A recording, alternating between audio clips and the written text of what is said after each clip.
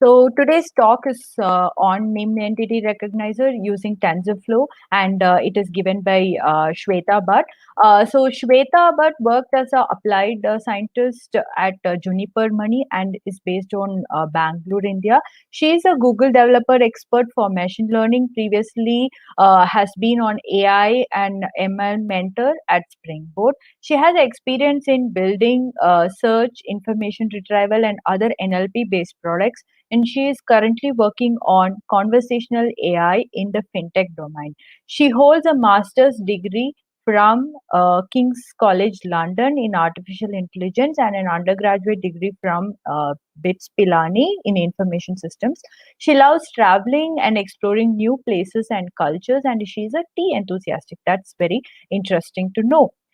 So let's welcome Shweta today, and we can learn a lot about the named entity recognition, and also the point what I wanted to say is that we will be collating all the questions together at the end of the session. Please post your questions on the chat, and we try to answer it as much as possible in the middle or towards the end of the session. Yeah, let's welcome Shweta, and we can all learn together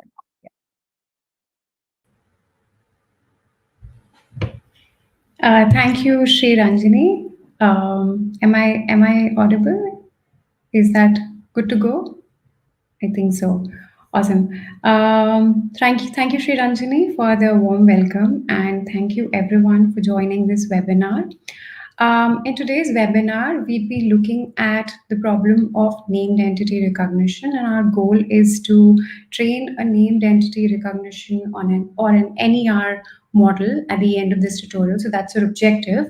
And while this is like using TensorFlow, but the other part, like I've tried to club some theory, a little bit of code. Like of course there's code, but there's also a little bit of theory on how to, because this is like a key problem in NLP, and it's one of the most core problems in subtasks of information extraction. So having that understanding will help you maybe not just follow this tutorial, but also maybe augment the solution to another level. So I have resorted to one particular deep learning architecture for training the NER model. Maybe after this tutorial, you'll be able to use many more advanced techniques which are beyond this as well. So in the interest of time, I would not be running each cell like as we go, because the model itself would take around like 15 minutes to train on Colab itself. But everything is there, and this link of the Colab link will also be shared with you. So be rest assured that you'd be able to run this Colab and be able to run this code by yourself. But what I would advise is that let me first walk you through the tutorial and through the code, and also like the different aspects in the code. And maybe after this webinar, you can play around with this notebook and maybe run it yourself, and get that gratification of running the code instantly. Beyond that, is my screen shared? Okay, that's perfect. Awesome. So yeah, let's get started. So initially we would like to, this is common for any other notebook or any other ML model that you're training. We'll just sort of import some dependencies. So here I'm importing the pandas library and the NumPy library, and also the matplotlib, because it's up to me, because this is my general way of starting any project, to import these three libraries. It's up to you. Pandas we need because of loading the data set, and matplotlib we might use for just maybe plotting some graphs to get the understanding of distribution of the data sets. So and beyond that, I've also put the version of TensorFlow that I'm using, so that you can also be on the same version. So currently I'm on TensorFlow to version 2.5.0. And I'm also using sklearn for this tutorial, which is the scikit-learn library, machine learning library. And this is the version that I have. You can have this version or higher than this would also work. So first thing is the data set that we'll be using for this tutorial. You can download this data set from this link. This is the Kaggle data set, so it's publicly available. I think you might need to have like a Kaggle account, which you can also create using your Google account. So that's perfectly fine. You can download this data set, and then you can I think you'll get a zip folder, so you can unzip this file, and then these are the instructions to load it in your Google Drive. So, I mean, this is a common way of loading your data set, using like a drive down mount kind of command. But so the steps are there. I wouldn't go into the specifics of it, but if you just read through this, you'll be able to load this data set using the pandas read underscore CSV command. So I've loaded, so I've first downloaded the data set, I've mounted it in my drive. This data set is sitting in a path. I've copied that path, and that is how I'm sort of loading this data set. So the data, this particular variable stores my pandas data frame, which I'll be using. So we'll come to like what data we're going to be using, of course. But like before that, let's just start with like, what is named entity recognition. So this tutorial is going to be, I would say, kind of an intermediate level.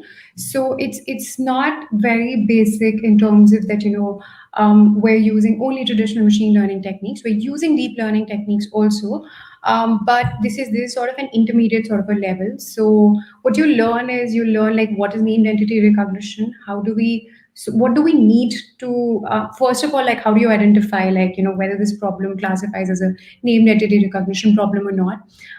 Then another thing is that then how do you go about preparing your data set, right? Because that's one of the most important ingredients of training your model.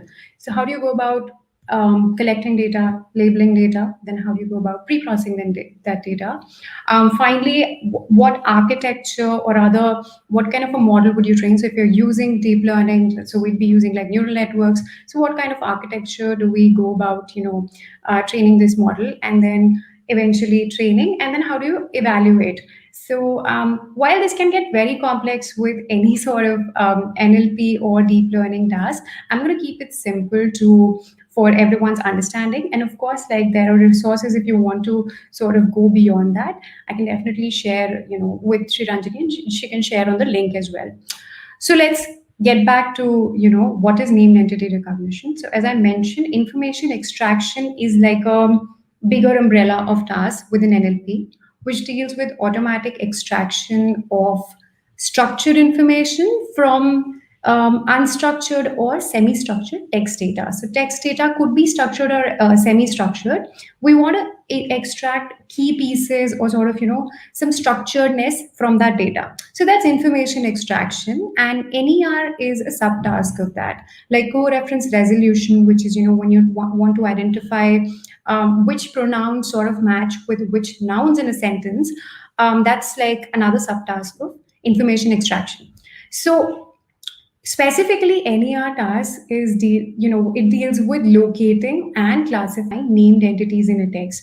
What I mean by named entities is that these are key pieces of information that are there in your text, whether it's like a sentence or whether it's like a document. And these named entities could be like organizations, or maybe like personal names. It could be location, time, etc.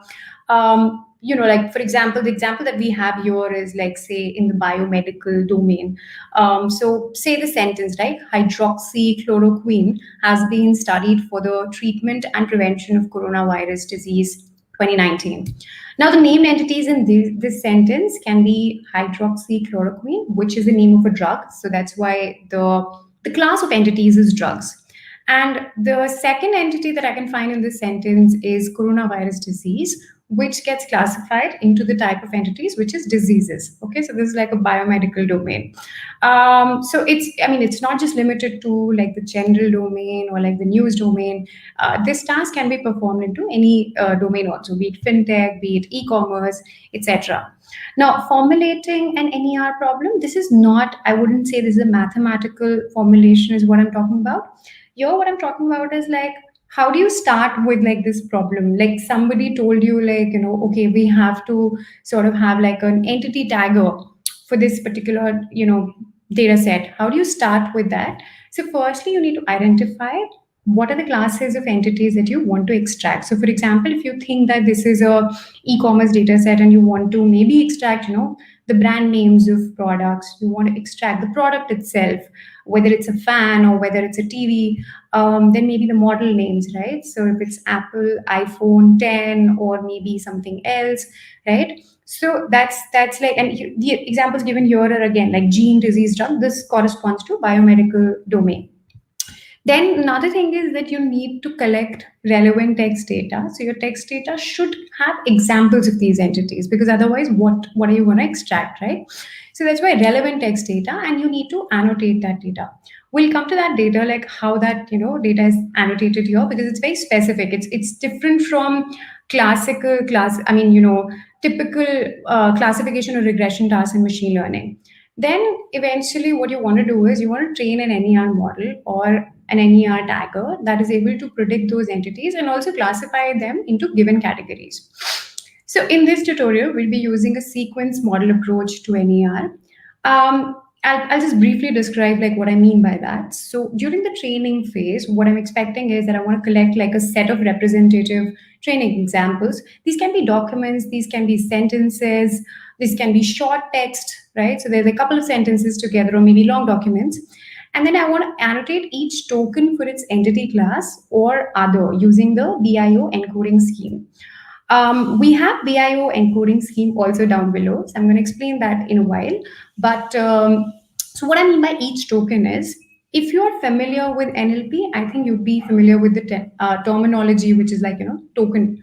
But if I have to explain it in very simple terms, if you look at this sentence, right, the most basic unit of each sentence or piece of text is called a token.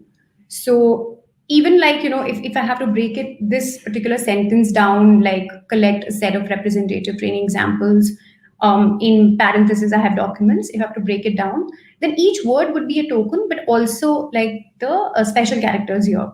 So it depends on my tokenization technique, what I'm calling a token, but that's like the basic definition. So and this task, the NER task, is always done at a token level. So you're building a classifier to predict the tag for each token. Okay, we'll come to that. So each token will be classified into a set of predefined classes. Then comes feature engineering, which is again common with any other machine learning task, I would say. And if you're building any training, any ML model, you'll have to perform feature engineering. And then eventually our goal is to train a sequence tagger to predict the labels. During the test phase, it's very simple. We'll just receive like a set of test samples, which is different from your training and validation set. And then we'll run the model inference in this for each token again, and then return the recognized entities. So you might actually return the output for each token, but when you have to say that, okay, you might even combine those tokens. And I'll tell you why that happens. So BIO encoding scheme is basically, it's called beginning, inside and outside. So BIO stands for that. And what we do in NER task is that this is how we prepare the data. So for example, this is the raw sentence. Minjun is from South Korea.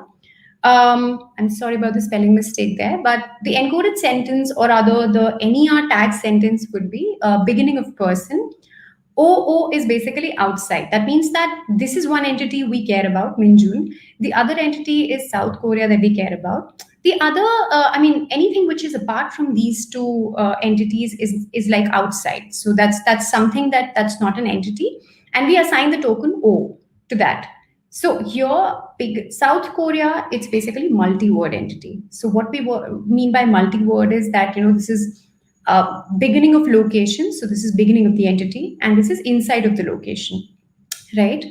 If this was, say, United States of America, so it would be beginning of location, inside of location, and of America would also be tagged as inside of location. So this is how the data is sort of supposed to be labeled, or rather annotated. So what we actually need is, we need to know which are the entity terms, and then you can always create a script, or you can have like, a way to encode once you know what entities are there in each text, you can always create this kind of a labeling technique. Now let's explore the data set here. So the data set that has been provided by Kaggle, it has 4 columns. So it has a sentence number, it has the word, It is the part of speech tag of the word, and it has the NER tag associated with the word. And let me also tell you what kind of entities this data set contains. So there's geographical entity, there's organization, person, geopolitical entity, time indicator, artifact, event, and natural phenomena. So, I mean, given like the entire text, we want to find out, we want to basically, our task is to train a model such that using the training data, it is able to predict on the test data these kind of entities. So if a sentence includes either of, or maybe one or more of these entities, our model should be able to predict it. Okay, what's your...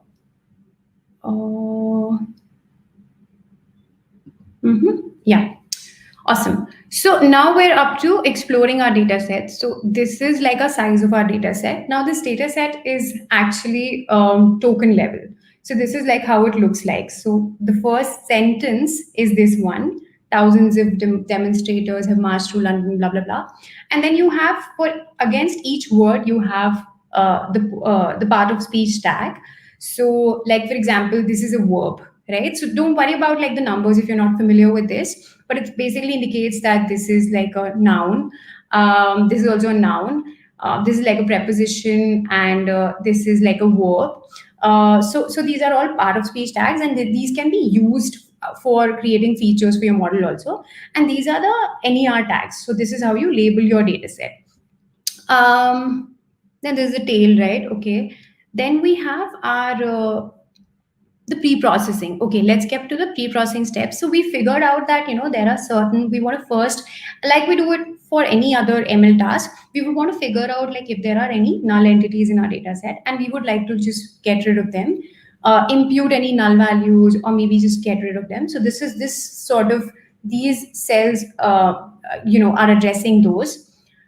Now then, let's also look at the tags in this particular data set. So these are the tags. So we have beginning of each entity, and we have intermediate or other inside of each entity. And then we have the O, which is the outside tag. We have 17 tags. Okay, how can you basically know that this is correct? Because we had 8 entities to begin with, and for each entity we have 2 tags, beginning and inside, and then we have an outside tag also. So it's 2 into 8, which is 16 plus 1. So that's why we have in total we have 17 tags. And what it means is that for every token, we want our named entity tagger to predict a tag out of these 17 classes. So now what we're trying to do is, this is just like, for your purpose so that you have a better understanding of the data and what we're trying to do here. So we create an aggregate function, and what it does is that we want to basically aggregate each sentence. So this is now sentence level. We started with word level data set, but now this is sentence level. And for each sentence, we have tuples, and each tuple contains the raw word, the POS tag, and the NER tag. Okay, so this way we have like a list of these tuples for each sentence. Now, what we also want to have is that we want to basically separate this out as well. The idea is that we want to have like raw sentences as a sentence column. Then we want to have the same sentence, but with just the POS tags or the part of speech tags in a separate column. And then we want to have like the tags. Sorry. Oh, okay. Yeah. So we want to have like the NER tags in a separate column. So this gives us a view that if this is the sentence, this is how it's going to look like in terms of the tags for the sentence. Ideally, if this was a classification problem, you'd have just one label here. But here we have labels for each of the tokens here. Now the next what we want to do is we want to tokenize the sentences. Now, why are we doing this is that we want to do a sanity check that the tags that we have, because this is a label data and we've picked it up from Kaggle, we want to avoid any incorrect or corrupted data. So what we're doing here is simply we're tokenizing the sentences using like a very simple tokenization technique, which is like splitting it on white space. And similar thing we're doing for the tags also. So now we've created these lists. So this data we've just broken down into lists on the basis of this simple tokenization technique. And here what we're checking is that we want to get rid of any sentences or any sentences wherein the length of the tagged, like the NER tagged list is not matching the word list, the sentence list basically. So this is what we're doing over here, that we have these many. So we have like probably four data sets. So this line basically takes care of that. That if there is any any any sentences which do not follow this rule, this is how we're getting rid of that. So we can basically, after that, what we can do here is that okay, so now I have got my sentences, and I also know that my sentences and my tag lists are equal, so my data is proper. Now this is what a tag list for the first data looks like. So that means we have uh, geolocation and geopolitical entity as the two entities over here, and the rest of the tokens are outside. Now let's come to this concept of tokenization. So tokenization is nothing, again, like just breaking down your text data into the smallest bits, which are called tokens here. So for this, now we'd be using a tokenizer API, which is provided by Keras, TF.Keras, and then that'll tokenize and encode the sentence also. Why encoding is important here? Because for working on any text data set, you need to first convert it into some kind of numerical data, because effectively machine learning models work on numbers. So we'd be using very basic tokenization, encoding technique over here, which would be like word to index. So for each word, we'll first calculate the vocabulary, and we'll assign a particular index to each of the words. So for example, maybe a word London has, say, a position like 500, so that becomes its representation. And then there is padding is also involved here. Now what we mean by padding is that each sentence would be of different length. Maybe one sentence is of 10 tokens, and there's another sentence which has 20 tokens. So what we want is that we want our input sentences to be of equal length, and we'll come to that later also. How are we going to achieve that? So these particular cells are going to tokenize your data. And now that you have your data tokenized, see, this is what I was talking about, that you can find, like, for this particular index, what is the word there. So it's just like a word to index kind of a dictionary. And this is how your data is going to look like. So for example, for the first sentence, this is the actual sentence, and your tokenized sentence looks like this. So now we've achieved the coding of our sentences, which is converting our data into numbers. This is not the best technique, I would say, but it's good enough to get you started with this. Okay, and then we've also ensured that our sentence length is same as the encoded sentence. Now let's also do that for the tags. So we want to create, like, I think this is common for any classification task, that whenever we have certain classes, we want to create a mapping between the actually encoded classes and the actual classes. So this is what we're trying to achieve over here. So every tag has a dedicated, by doing this, every tag will have a dedicated number associated with it. And we also create the reverse mapping like that. So just try to remember that, like, the tag O has a value of 1, which is the encoding of 1. And similarly, okay, so yeah, so the tag beginning of geolocation has a value of 15. Okay, let's just remember this. And what we basically, and this is exactly like, this is just indicating your BIO encoding scheme. Once we've done that, let's also see how does the tagged data set looks like. So our input data set has been encoded into numbers. This is our tags also that we're going to pass into our neural network. So this is the tags, and we've converted these tags because these are the labels. So that was my input. Now my labels, because each token has a label, I need to convert it into tags. So because this is O, and we saw above, right, that this has, okay, where is it? Yeah. So O has a value of 1. So that's why we see, this is what we can see here. All the O tags have been encoded with 1. And beginning of geolocation has been encoded as 15. So this is correct. Okay. The lengths are also matched, and everything is, the sanity check is done. Now let's get on to padding, which is what we want to do is that we want to make sure that our input sentences are of equal length. So this is like a histogram of the lengths of each sentences. We're able to see that, there's like maybe roughly it's like 50, but like highest is around like, close to 100 or something. So what we are doing here is that the max sentence length is 104. Now, what we want to do is, I mean, we can either make sure that we pad the sentences. Padding just means that, you are putting an extra sort of a value at the end of each input. So, for example, say I have my encoded input and then it is of length, say 80. Now, I can either add like 24 more values, and those values could be just zeros, right? For the max length. But I think a safe way to do that is to use two, powers of two. So we'll use max length to be 128, which is the closest to 104. So this whole sequence or this whole cell is responsible for that. This is how the parrot data set is going to look like. So each now we see that these many inputs are there, and each input is now of length 128. So we have managed to pad each of the input, and this is how the parrot data set looks like. You've added zeros in the end. So this is your encoded, like actual encoded text, and this is just zeros in the end, which means that I mean, it doesn't really mean anything. It can be considered to be like an out of outside tag, and this is what exactly we've done here. So we have beyond like our actual data, everything has been labeled as the outside tag. So, and another step is to convert our target variable into like categorical form, because eventually we want to predict, out of like for each token, we want to predict one out of the 17 classes. So this is just converting your target variable into the specified format. Okay, now let me just click on this. How do I expand this? Yeah, cool, awesome.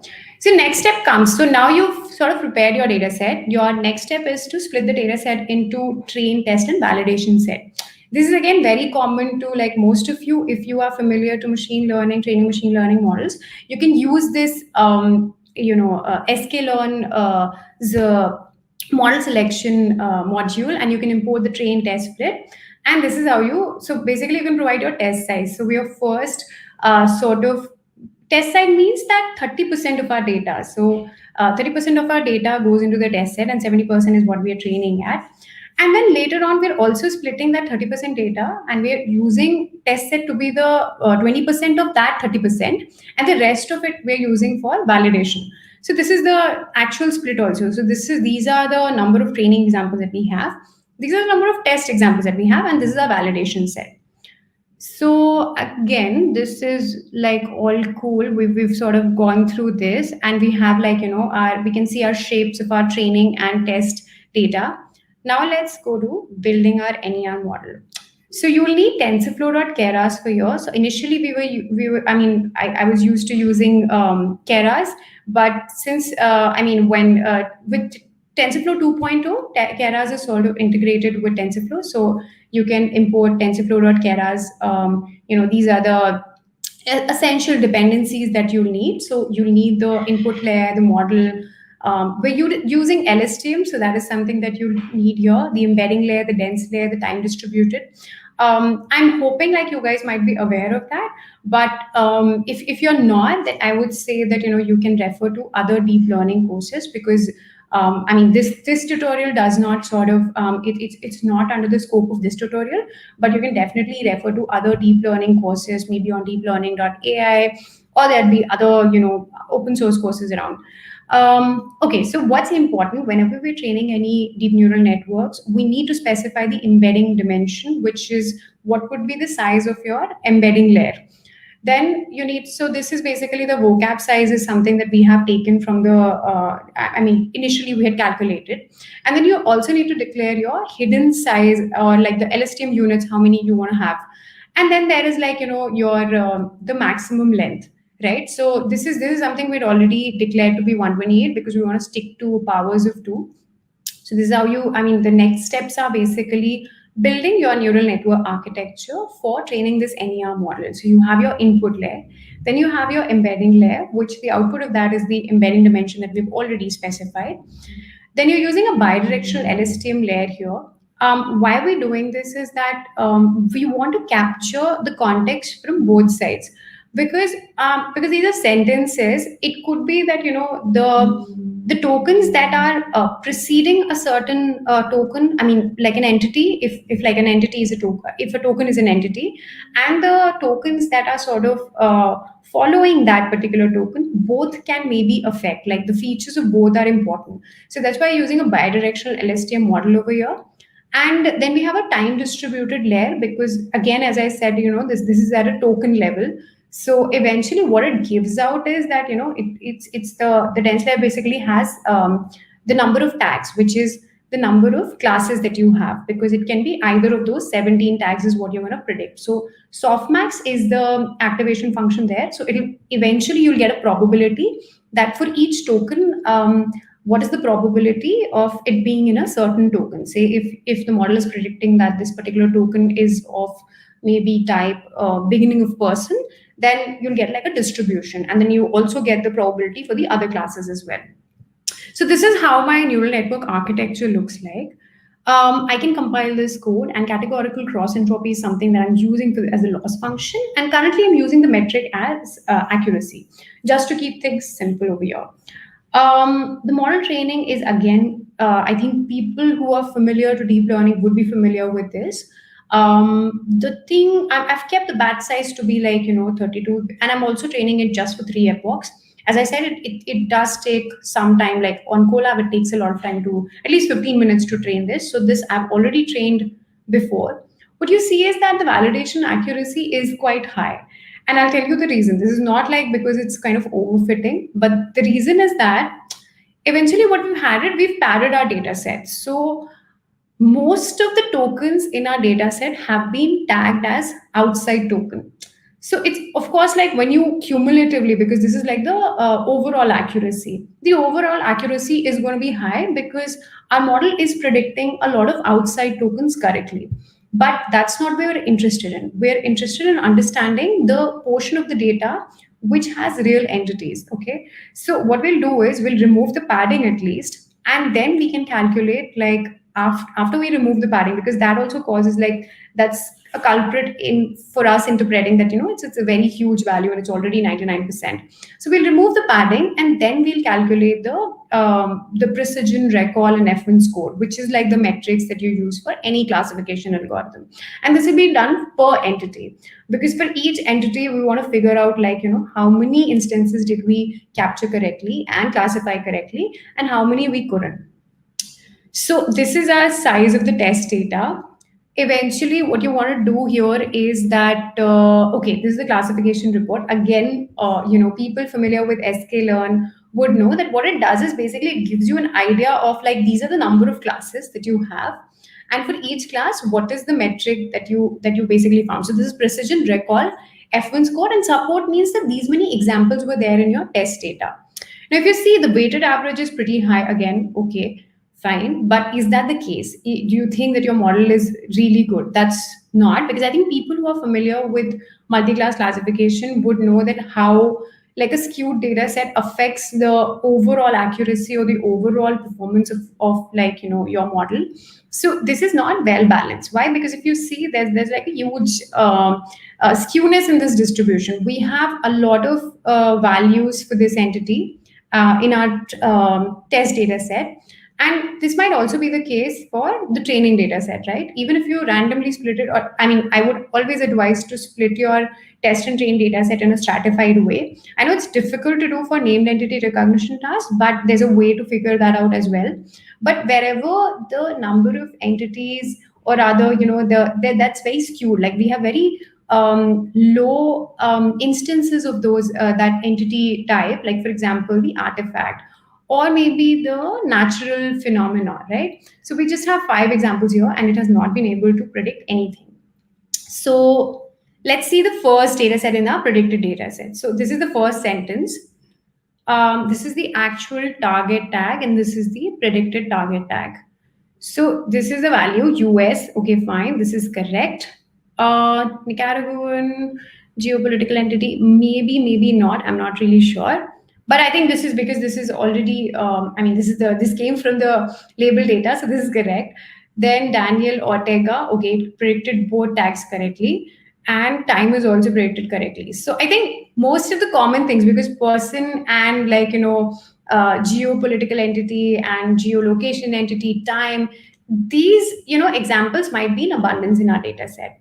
But now I also look at where it is failing. So for example, these are the cases, or rather these are the instances in our data set wherein the tag was supposed to be artifact, and our model was not able to predict any of this correctly. There are some instances, like for example, okay, France. Now, France is also an artifact and it is also a geolocation entity. So this is an ambiguous case, and this is another problem, which is called named entity ambiguation, wherein the same entity could be different, could have different types. So extracting the entity text span or the value is one thing, but predicting it to be the correct type can depend on the context. Maybe, like in a certain context, France is a geolocation entity, but in a certain other context, maybe it's an artifact. Okay. Now this is also for, like, so as I explained earlier, also for the, I think, geolocation entity, it's working pretty good, but I'm not really sure if it's going to work as well for the multi-word entities. So for example, if it is New York, I'm not sure if it's going to get both the words correctly. Now, ways to improve this. So we are already sort of, at the end of, we've trained the model, we have evaluated it also. Please feel free to sort of, run this notebook yourself, and, maybe just get a hang of it. But beyond this, this was a very basic way to train like a deep learning model for named entity recognition problem. Sorry. What can be done beyond this is, and what's usually the state of the art techniques, is that there's a class of algorithms called the conditional random fields, which are very well suited for these problems. So they are, for sequence tagging problems. So you can add, maybe as a last layer of your neural network, you can add a CRF layer. And that might enhance, these little intricacies in your issue, in your problems, right? We saw that it's not able to predict for maybe the entities wherein the examples are less represented, or maybe it's not able to predict the inside tags correctly. Those might go away. Of course, balancing your data sets is absolutely important, and that goes out for any machine learning problem. What can be also done is that we used a very simple encoding technique over here. We just used like a word to index kind of a way to vectorize our data, or rather convert our data into numericals. But what you can also do is that maybe you can use some kind of word embeddings.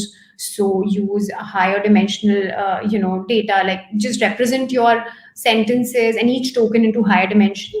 That would capture the meaning of each. At least because most of the times, whenever we're predicting these entities, they're most likely nouns, or there might be some kind of maybe proper nouns and common nouns. Less likely they're going to be words, but these kind of features are going to help your model predict those things better. So using some word entities or language models like BERT, you can even figure out to fine tune these language models as well. So this would definitely be, I would say, this would be specific in the case of when you're training a custom named entity recognition model in a certain domain. So this data is kind of a general domain data. But if, say, I had to train this model for, say, biomedical data, I can't just use the BERT model directly. I can always use it, but maybe fine tuning that model with my custom specific data, say whatever data I have for the task, would result into better performance of the model. Because in that case, your language model would be able to understand the domain knowledge also well, and not just interpret things. So for example, maybe patient would mean something very different in the biomedical domain versus like a general domain. So that's an example there. Of course, like, this is not just it. This is just one way of getting started. When you want to figure out the best architecture or the best model for your task, you can definitely go out and explore the hyperparameters, like the number of epochs you want to have. You can use TensorBoard to basically track your loss metrics and your the accuracy metrics, and figure out what should be the optimum number of epochs, then the number of LSTM units you want, the size of LSTM layers. the activation functions. I already gave you the CRF layer that you can add. So these are other ways of just improving your model. Beyond this, while we use TensorFlow for training this model, there are other frameworks as well, like PyTorch, and there's a framework called Flare, which is based on PyTorch, which is again very handy for these NER tasks. And beyond this, there's also Spacey NLP that you can use for NER. So I mean, this is one way to train NER model using TensorFlow. But I would say feel free to explore other frameworks as well. So I think we're pretty much done over here. Thank you very much, everyone, for patiently listening. I can take any questions that you have now.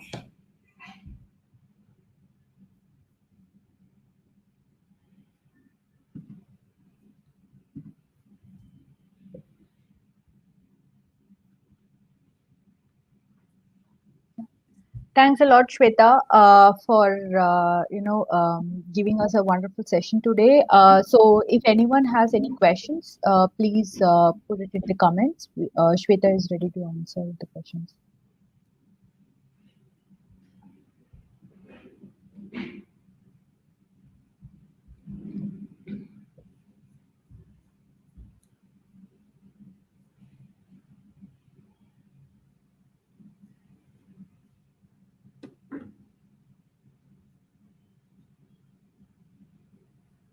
I hope I was able to explain stuff. Yeah, it was very interesting. No. I think it is very interesting. I think if people does not have a question, I have a question. So maybe it is very basic, but yeah. Sure. Okay. One person has asked this, like, can we use BERT here? Yes. So BERT can be used in two ways. One way is to use it as an embedding layer, and then use like another LSTM layer or some other sort of neural network layer, and then like use a CRF. So you can either use BERT as an embedding layer, a way to encode your data, or you can fine tune the BERT model on this particular task itself. So this becomes your downstream task and then you can use it that way also. So fine tuning will basically work well, or rather would be required when you're kind of maybe working in a very specific domain. So BERT can be used here. But it's just that, whenever you're making that decision to use BERT or not, I would say evaluate the size of your data and see, like, if this is actually required or not. Because training using BERT embeddings can also incur a lot of latency to your model. So you would not want that. Maybe if you're training it in production, if this is in a real world setting, we might refrain from using BERT, because maybe if I'm building a model that has to be run on a mobile application device, the latency matters a lot here. So, I mean, while BERT can definitely be used for a lot of NLP tasks, I would always suggest that figure out, like, if you're, what are the other requirements? Like, so maybe accuracy, like performance is just one of the metrics that is tracked in the real world. There are other metrics like latency, then, your system's performance. Do you have enough memory? Do you have enough compute or not? All of those things also come into picture. So evaluate that and then take that call. Yeah, thank you. Ek, is there any other question?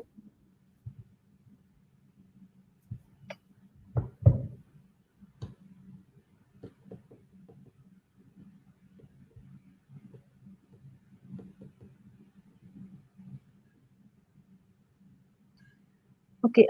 Meantime, I have a question. So, what are the other, encoding schemes? I know that BIO is the most commonly used encoding scheme. So, is there any specific encoding scheme which has been there as state of the art, or for custom domain named entity recognizer? How do people generally come up with the different encoding schemes? Right. So, Sri Ranjani, BIO, I would say, is the most common encoding techniques, and this is kind of used across different domains also. So, this is irrespective of the domain. Like any entity that you have, it can be broken down into these tags. Another token could be BIO and E. So, where like E is beginning again, inside, I is inside, O is outside, but E is your ending token. So, that is like, whenever you have maybe a lot of multi-word entities, and those could be like, each entity could have 3 to 4 tokens as well, so longer Mhm. entities. In that case, the ending tag is also, that is also legal there. So maybe United States of America, in that case, United can be beginning of the entity. Mhm. America is the ending of the entity, and the states and off is inside. Okay. Okay. Yeah. Okay. Okay. So there's another question. So compared to conventional SPACY, NLTK model will accuracy improve significantly using TensorFlow. So TensorFlow, I would say it's the Keras library provides you a way to train your model, right? So it's like it's basically abstracting out a mathematical way. So these are mathematical modules, right? These are algorithms, and TensorFlow provides us a capability to just put it into code. So I mean, the backend is Python, and even like a lot of other libraries are based out of TensorFlow backend. I'm not sure if Spacey also has TensorFlow backend or not. I'm not particularly sure. But these are again just frameworks. So it would not matter. Like NLTK and Spacey are specific libraries for NLP based tasks. NLTK is like for very basic use. Spacey has integrations with certain pre-trained models, and it has trained their own like NER model also for that matter. So that is where their capability comes into picture. So TensorFlow also has its own set of pre-trained models, or rather, I would say Google has prepared these. So there's TensorFlow Hub, right? So for example, if I have to think about any language models, there is Spacey NLP provides me that capability. NLTK does not provide any pre-trained models for that matter, but TensorFlow Hub also provides me a lot of, like, if I want to encode my sentences, there is universal sentence encoder. If I want to maybe just use like a language model, I have huge documents, and my problem sort of wants, kind of requires me to have like a big language model. I can use Bird there. So I mean, I don't think that it matters with that framework. It depends on the task and the complexity of your task. You can, so architecture is different from code, is different from your pre-trained models. Do not confuse these things together. Yeah, I think AK Shweta would have answered your question. So yeah. Okay, I have another question. Meanwhile, if anyone else, they can just think of it. So, what do you think is the current, state of the art, or the way of how people are using these named entity recognizer in the industrial setting? Yeah, currently, so in the industry, there comes a challenge. So research would maybe be slightly ahead of the industry in terms of the complexity of the architecture. That's because when we're sort of practicing machine learning or NLP in research, most of the times people are worried. I mean, or rather, they carry about the accuracy metric. As I explained, in the industry, there are other metrics that you need to take care of, which is the latency, the systems, the computing power, then how what is the capability of your system. So Yeah. keeping that in mind, we might, like, even I have come across this in my career, that I train like the best model, which is like Okay. performing very well, and have trained like use like very heavy embeddings for that. So everything's Okay. working perfectly well, and then there's a requirement that I need to bring down the size but to like 1/8, and Mhm. then Okay. everything I have to start from scratch. So there Yeah. are techniques like quantization, and there are other techniques to sort of figure that out. So there should always be a balance. Okay. As you said, right, the state of the art in the industry again depends on, like, if you are a very big company versus if you're a startup. So I work in a startup, and I know the challenges of that. I'm pretty sure, like, if I was supposed to maybe build the same model in a bigger company like Amazon or Google, I might have a lot of infrastructure, a lot of compute at my hand, and Mhm. maybe I may not have to think about the size of the model, etc., that much. But in a Okay. startup wherein you have lesser amount of resources, and you have like a lot of different constraints, it becomes a very challenging problem. But it's also interesting because I think this has led to me thinking that a lot of times we're just using a lot of parameters without even realizing. Like with deep learning, this is the case. If it works for you, you're not really Yeah. thinking the other way, that what if I Correct. reduce the model size, or if I reduce the number of parameters, is it going to work the same way? True. So I'm actually kind of lucky that I got to work on the reverse set of problems. No, I think after a lot of experimentation, people think, okay, it works, so that is the best thing you can do. But Yeah, yeah, but people challenges. are always thinking about the more complex technique. Here, we're like, how do we simplify it? Yeah, I think that I mean, the real time, working apart from making a model also, is the most important thing. And Yeah, given that challenge, yeah, you are doing a very good job. yeah. Yeah, I think. Is there any other question in the audience side?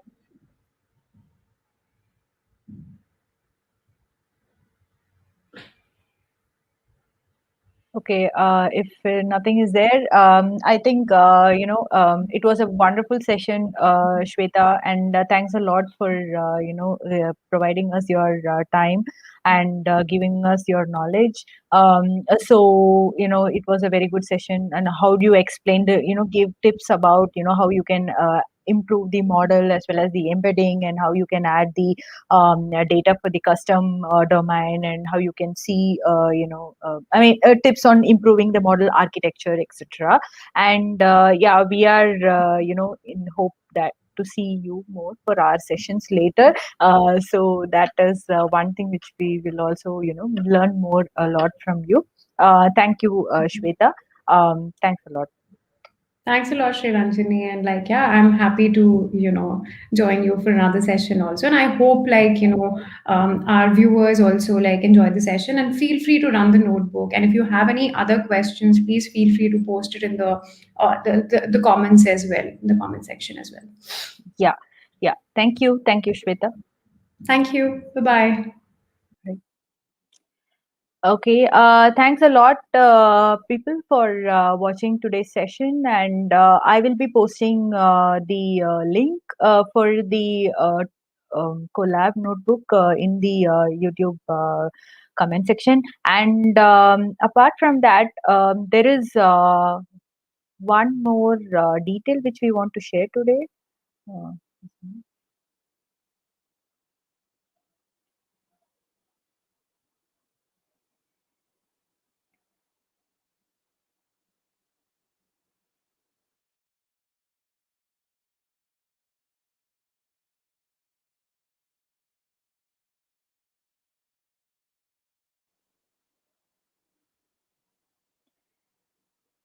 Yeah. So there is this event which is going on, which will be starting, sorry, from August 2nd, which is 30 days of ML from Kaggle.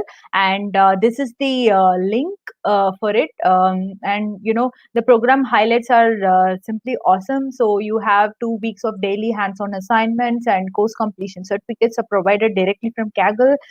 You have, a community access also to, learn using the chat room. And this is just don't require any coding skills or knowledge prerequisite for being in a competitive environment for Kaggle. It is more like a beginner friendly session, so event, so you can definitely participate in it and also spread the word among all your network. So the workshops also organized by Google developer experts in some groups. And there is swags as well as competition prizes. I think this gives us enough motivation to participate in this 30 days of ML from Kaggle. So please spread the word. And as I say again, like every time, please please be participating in the TF UG Hyderabad activities. And these are our links.